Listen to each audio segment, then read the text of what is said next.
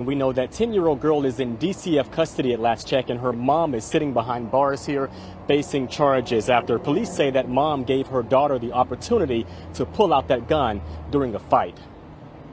It's just so sad that she lost her life to this senseless situation. Loved ones and friends of 41-year-old LaShawn Rogers are hurting. Police say she was killed after a 10-year-old girl opened fire. Investigators said that girl's mom, 31-year-old Lucretia Isaac, got into a fight with Rogers last night here at Jernigan Gardens Apartments. They say at some point Isaac handed her daughter a bag with a gun inside, and her 10-year-old daughter fired 2 shots, killing Rogers. She didn't deserve it at all. She's not that type of person, and she don't get into this type of stuff. Today, Rogers' friends and family came together at the scene to grieve and added to this makeshift memorial for the mother and grandmother who they say lost her life too soon. I can't say nothing bad about her, and she kept you laughing. Her humor, oh my God, her spirit was awesome. The 10-year-old is now in DCF's custody. Her mother, Lucretia Isaac, is sitting in jail facing a slew of charges, including manslaughter, culpable negligence, and child neglect. Investigators say state attorney's office will decide if that 10-year-old will face charges for pulling the trigger. Now, we're going to react to that.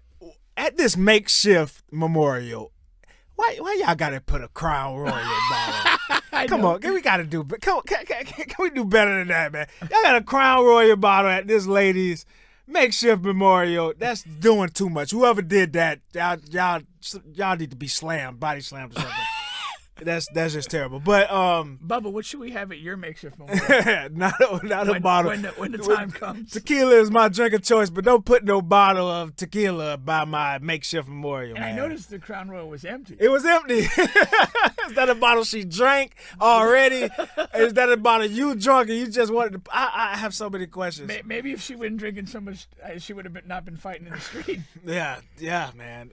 But you know, a really tough situation. But I'll leave a swig of tequila for you.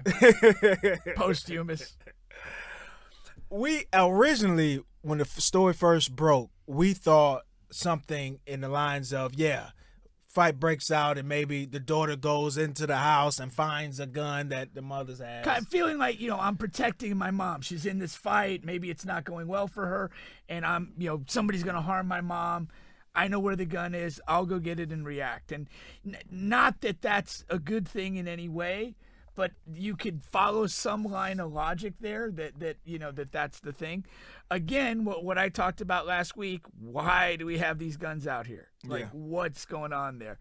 But then the news story takes like a dark, different turn in that the mom apparently hands the gun to the daughter. With some expectation that she, A, knows how to use it, and B, will use it effectively. That's so wild to me. And she just became the Steph Curry at Jernigan Park. Yeah, and to shoot with some form of accuracy is I mean, that is another wild thing that a 10-year-old can outshoot me. But it might not be her first shot. Who knows? Yeah, who knows, right? But for the mother, to throw her daughter the bag, knowing there's a gun in there, because the other side of the argument is she just threw her the bag so she can fight, right? Right. So she has this bag in her possession, and she's in a heated argument, and she thinks it may come to blows. Here, hold, get this bag, hold this bag. Not, the side of the argument is not, I'm giving you this bag to open it up, get the gun out, and shoot this lady. That's not what I'm giving you this bag. I'm for. just getting That's rid of the other side bag of so argument. I can fight. But still, I can't buy that. I can't buy that. No. Because there's a gun in there, and you know your daughter, and it's. There's so many things to unpack. Like, what are these two women fighting about? Yeah. What's going on there? Why does the mom have a gun in a bag? Why does she give it to her daughter? How does her daughter know how to use it and use it accurately? What the heck is going on? Yeah. And it's these stories are crazy. They're unacceptable. And again, you have loss of life, and a gun is a significant part of this. And to me, I don't necessarily. This whole issue with the guns, I just think people are dead wrong on. Yeah. And we continue to have this senseless murder. And whether it's 19 or 20 people at a school, 10 people at a supermarket, or one lady at an apartment complex, why? Why are people dying of gun violence? We hear a lot more of these stories, variations of these stories, than a city man, protecting his home from a government uprising, right? Or a man protecting his family from from robbers or things like that, who has guns and things like that. We hear way more of these stories than those, because and you know what's super interesting about that point is, with a divided media, with the ability to go Facebook Live, IG Live, YouTube Live, like, there's nothing preventing people who use their guns to save themselves or others from putting the story out there. And there's still a complete lack of these stories. Mm-hmm. That's a little baffling if they're happening at the rate that people claim. No, seriously, man. But I've never bought into that. I think it's a rare exception when a firearm is successfully used to diffuse a situation, defend person or property. I think that's an overstated narrative that is offered in response to protecting this Second Amendment, and somehow excusing the loss of life that we have because of gun violence. And apparently now, this is social media reporting. It hasn't been released in the news as far as I know, or anything like that.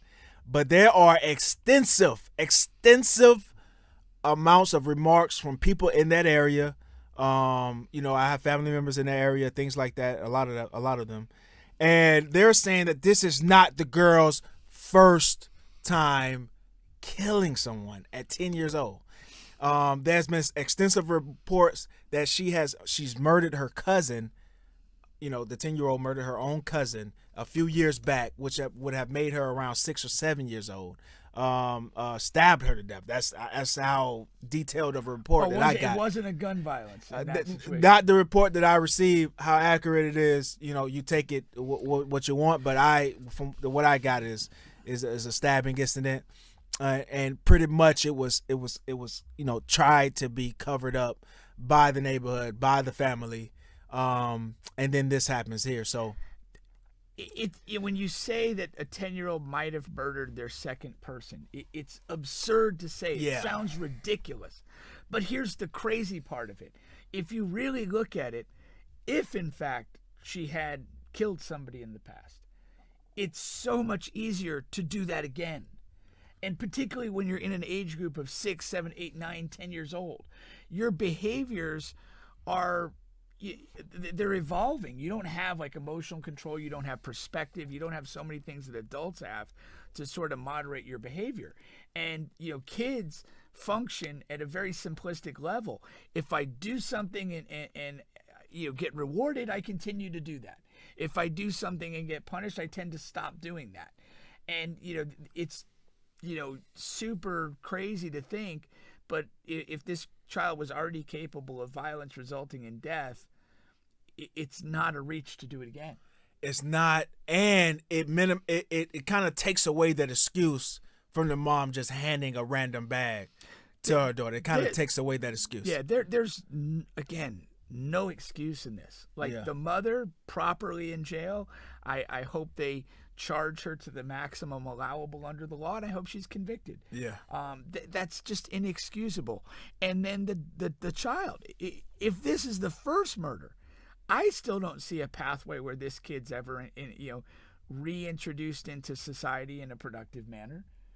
You've killed a person. You've potentially killed 2 people before your 11th birthday. What do we expect you to do? I guess you have to go through rehabilitation, right? Not in the form of, jail time or anything like that. I understand what you mean, release back to society, but there has to be some sort of, mental, and things like that. It has to come on the mental side, but I don't know that program exists. I know one did. I know they took it away. Like I said, I remember telling you, I worked for a mental institution, in Aspire, and they had a kids unit, but I've been told that it has been removed and taken away. It's only adults now. So I don't know, but there has to be. Well, and it's. I mean, to me, the issue is not just to have a program. what is the success of that program? If they had a program in the place that you work with kids, like what was the success rate of kids who found themselves in that program, then progressing to a point where they, again, rejoined society, law-abiding, built their life in a positive way and did that thing. Probably not high enough to keep it. Program. You know what I mean? That would Probably be not high my enough guess. to keep it. That would be my guess too. I think that these are like uphill against the current type of fights when you get somebody who's capable of this behavior at that age. No, that's the for sure. likelihood of getting them to a point where they're, okay is that's a lottery ticket right there. No, that's for sure. That's for sure. Well, we'll see how that unfolds. Definitely a crazy situation, for sure.